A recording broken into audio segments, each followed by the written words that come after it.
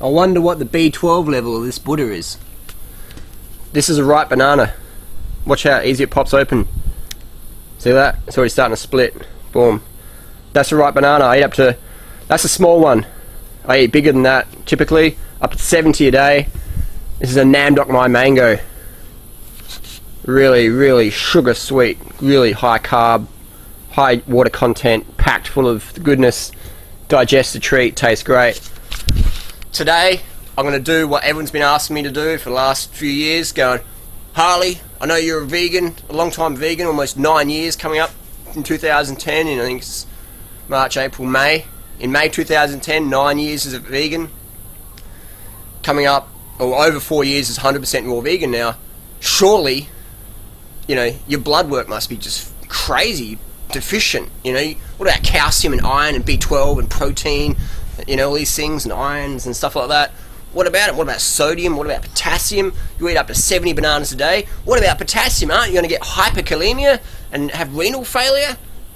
Let's have a look. So I went down to the doctor and said, Doc, jab me up, take some blood and take it to the lab. This is not like a naturopath or a homeopath or whatever. This is like the real deal, mainstream medical allopathic, you know, doctor, MD, blood test done at the local blood clinic.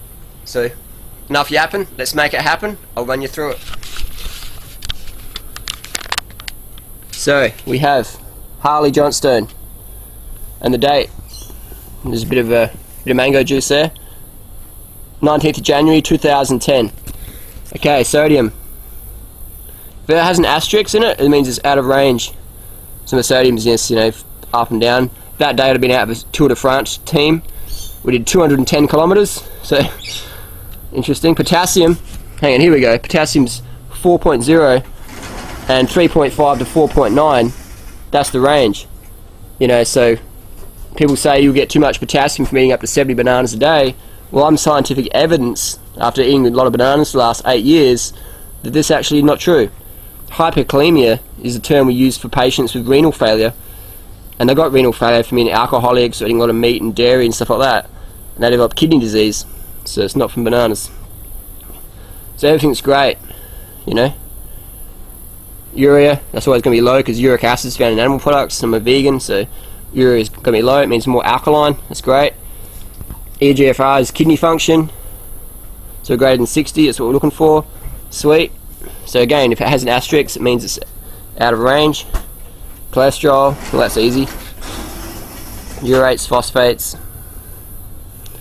Calcium, within range. Hang on, calcium, I thought we need milk for that. All these. Protein. What's the medical word for protein deficiency? I'll put $500 in your PayPal account if you can email me that. And it's not kwashiorkor, that's caloric deficiency. It's not marasmus, that's caloric deficiency. And it's not kwashiorkor or marasmus, they're both caloric deficiency. No scientific group agrees that they are either protein deficiency. Some scientists might say, oh, it's protein deficiency, but it's not a general rule. If you have iron deficiency, they call it anemia. All scientists agree anemia is, you know, iron. So no medical word for protein deficiency. I actually have the same amount of protein in your typical competitive steroid anabolic bodybuilder. People say, that's not true. I'm like, alright, I'll prove it. Just getting the page here. So this booklet here is the Anabolic Reference Guide. It's Phillips. This is what all the drug takers use. I recommend it. Just so you can, you know. Page 139. So this is a blood results of a typical bodybuilder. So we'll go straight down to you know, most of my potassium's lower than a typical bodybuilder, you know. Calcium, all this stuff. Protein, total, 6.7. And that's grams per deciliter, which means 1/10 of a litre, so 100 mils. So we've got 6.7. That's the same as 67. And I've got, you know, so 68. What? And I just eat fruits and vegetables, nuts and seeds, raw plant foods. You know what I mean? It's a bit of sprouts occasionally, and I've got enough protein to be a competitive bodybuilder. How come I don't look like a competitive bodybuilder? Because I hardly lift weights, you know. If I spent as much time as I do on the bike as I do in the gym, I'd be a competitive bodybuilder, you know, no doubt. But I'm an endurance athlete, that's where my passion lies, and I like riding my bike up steep hills, and I like running marathons, and ride my bike for 24 hours, and all that sort of stuff. So, alright. So we'll keep back to the blood test. Alright, next one. Hemoglobin, 149. Red blood cell. You know, all these things. You mean corpuscular volume, that's a good indication of B12 deficiency if it's really high. But that can go up in athletes, so it's, you know, not always accurate. So again, nothing out of range, no asterisks. White cell count, all great.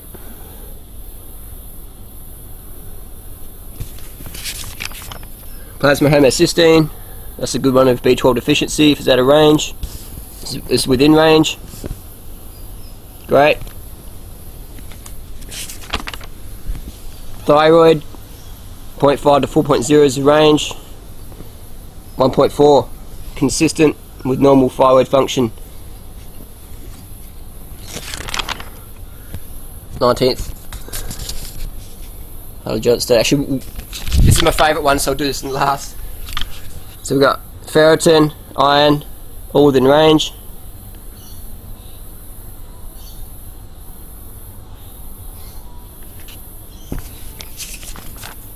Vitamin D, get it from the sunshine.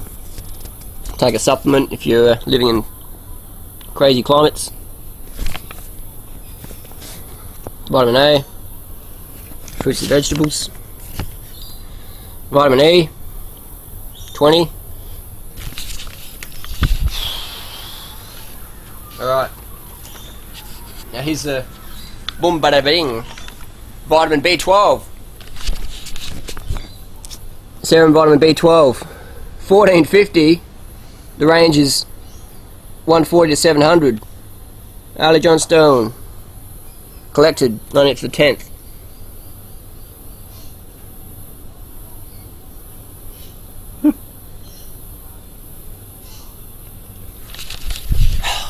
Wow! So I was referencing my little anabolic steroid guide, and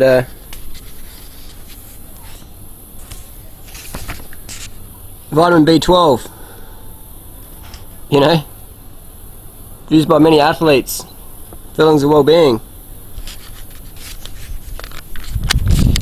But hang on, it's like, I thought only vitamin B12 deficiencies occur in vegans. How come bodybuilding books are recommending it? How come you can go on the bodybuilding websites and they say take vitamin B12 up to 4,000 micrograms a week?